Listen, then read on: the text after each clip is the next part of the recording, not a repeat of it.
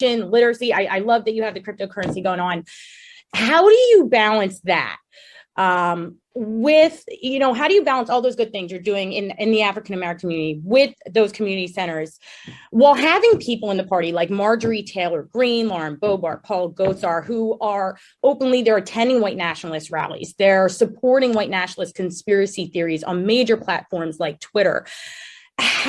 Where's the space within that for more Black female congressional lawmakers? How do you appeal to Gen Z who they typically, they're going to spend more time on social media platforms like Twitter, seeing that, those types of conspiracy theories with what you're doing in community centers? I think the onus is on the candidates to show up and be present in the community, be present on social media and say, this is who I am. You're not voting for those other people that you may see that in our very large party. You're voting for me as the candidate. You're voting for me as the person who wants to represent you. Let me talk to you. Get to know me as a person. Get to know me as a candidate. Learn my issues. Let me listen to you. And I hope that's what is going to occur. I don't think you can hold one congressional candidate responsible for the actions of every single member of the Republican Party, no more than you can do the same for Democrats who, like Dick Durbin, who called Senator Tim Scott's Justice Act a token piece of legislation, a token process, which was a bigoted thing to say, or some of the things that, Joe Biden has said and done in his past that were, overtly bigoted or racist.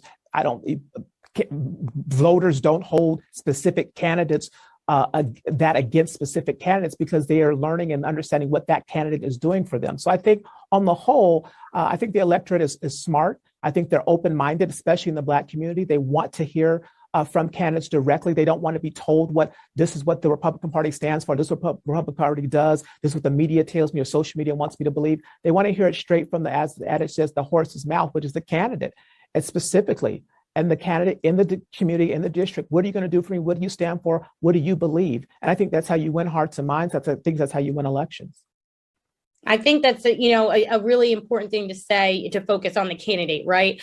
Now, I mean, how do you speak to someone, a voter that says, listen, I want to vote for you and I like what you're saying, but I can't get over supporting a party that, they're getting slaps on the wrist. They're not really being reprimanded for participating in these types of white nationalist activities. So how do you speak to a voter that wants to support you, but they can't stomach the lack of, just not being reprimanded for these other activities? I think a voter, an open-minded voter in Pennsylvania is going to want to know what that candidate is going to do for their community. Because ultimately, at the end of the day, they're going to want to know, what are you going to do for my family? What are you going to do for my community? Gas prices are out of control.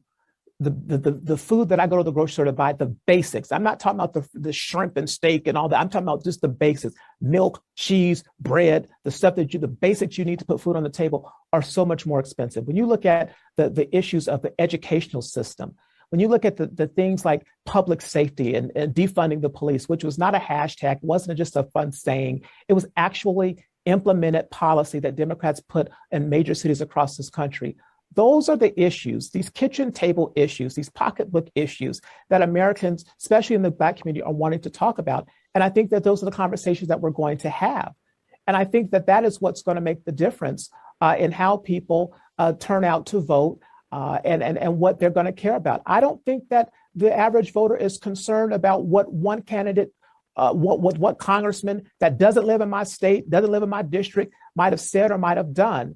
I think that they care about what you're going to do for me and my family and my community and my children and my future.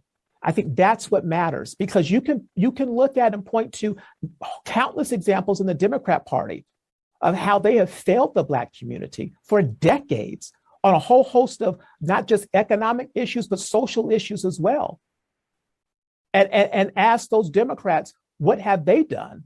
And I think the ending point is, people want to know from the candidate what you're going to do in my community. That's why there's so many Black Republicans running for office, especially in Pennsylvania, who I think can make a difference. And I think people are open to listening to a different approach, because for so long, for so many years, for so many decades, the Democrat Party, in many instances, have failed the Black community, especially those in Philadelphia.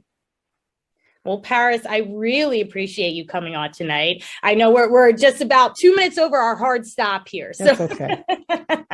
I really appreciate you coming on tonight, answering our questions. It's been an absolute pleasure. So everyone, again, I am Gia. I'm your host with the PHL Standard Uptown podcast. And it's been an absolute pleasure speaking with you tonight, Paris. Thanks, Gia. Let's do it again. Let's do it again. All right. Bye-bye. Bye-bye.